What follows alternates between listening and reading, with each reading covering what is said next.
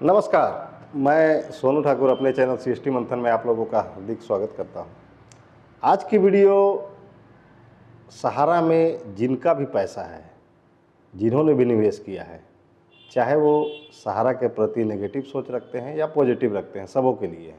क्योंकि हम लोग आज जिस स्थिति पे हैं, बहुत ज़्यादा दिक्कत हो रही है परिवार चलाने में। बहुत से लोगों के घर में ना शादियाँ हो पा रही हैं, ना उनका इलाज हो पा रहा है। और आज की वीडियो में हम लोग इतने दिन से जो पीड़ा सह रहे हैं उस पर बातें होंगी और माननीय चीफ जस्टिस महोदय संजीव खन्ना साहब के समक्ष कुछ ऐसी बातों को मैं रखूंगा कि सहारा के जितने निवेशक हैं, जितने एजेंट हैं, उनके हित पे कोई डिसीजन आए। जितने भी सहारा के निवेशक हैं, एजेंट हैं, वो लगभग 12 साल से इस दुख को, इस पीड़ा को झेल रहे हैं और कहीं ना कहीं इसमें सिस्टम, न्यायपालिका, उनका भी थोड़ा ऐसा हाथ है जो हम लोगों को सपोर्ट नहीं मिल पाया और स्थिति आज इतनी बुरी हो गई। तो आइए इस वीडियो में देखते हैं। चैनल में जो लोग नए हैं वो चैनल को प्लीज़ सब्सक्राइब कर लीजिएगा और बेल आइकन को प्रेस कर लीजिएगा, क्योंकि नई जानकारियाँ जो भी रहेंगी वो आप तक सबसे पहले पहुँचेंगी और आप लोग को सही अपडेट मिलता रहेगा।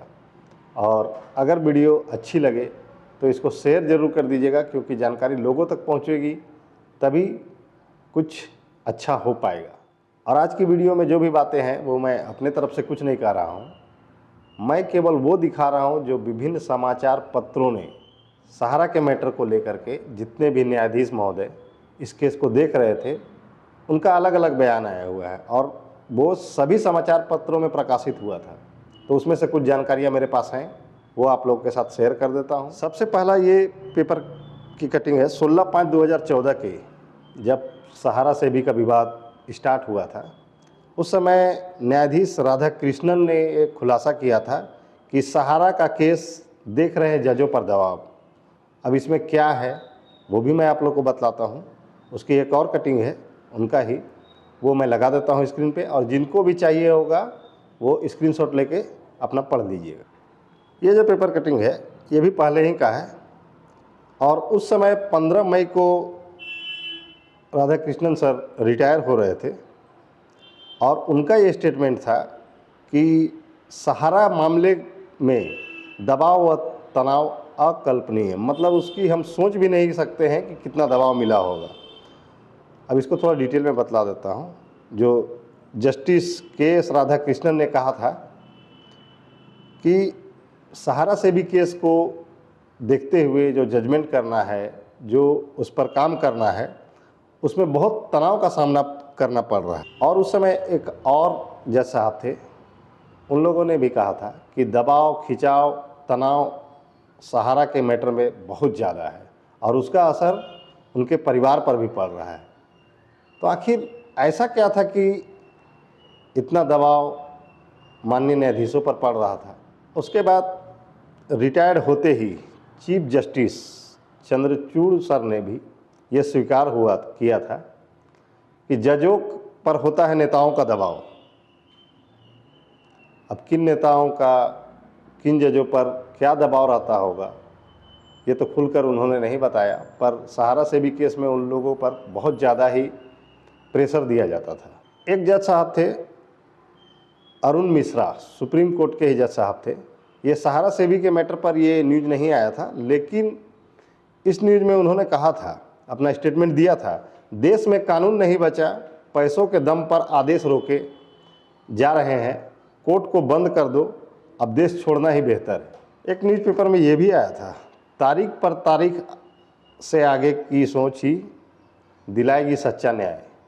और इतने सारे तारीख मिलने के बाद भी सहारा सेबी का कोई निष्कर्ष नहीं निकल पा रहा था। तो अभी जो हमारे चीफ जस्टिस ऑफ इंडिया हैं संजीव खन्ना सर, उन्होंने बहुत अच्छी पहल की और उन्होंने भी अपना स्टेटमेंट दिया, सभी विवाद कोर्ट के लिए उपयुक्त नहीं है, मध्यस्थता ही समाधान है।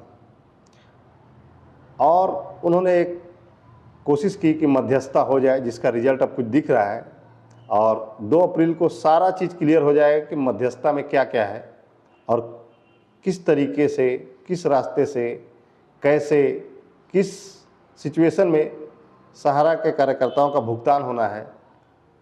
हो सके कि पूरा भुगतान के लिए रास्ता ना खुल पाए, लेकिन इतना है कि कुछ ना कुछ पॉजिटिव न्यूज़ जरूर आए। चीफ जस्टिस ऑफ इंडिया का एक स्टेटमेंट ये भी था, सभी विवाद मुकदमेबाजी के लिए नहीं होते हैं, मध्यस्थता भी एक समाधान है।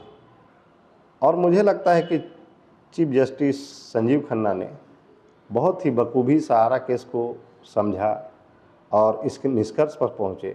मगर उनका एक स्टेटमेंट और था कि जहाँ झूठ का बोलबाला हो वहाँ न्याय नहीं हो सकता।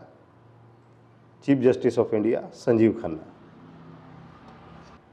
ये थी एकदम सटीक जानकारी जो माननीय जजों के द्वारा कहा गया था।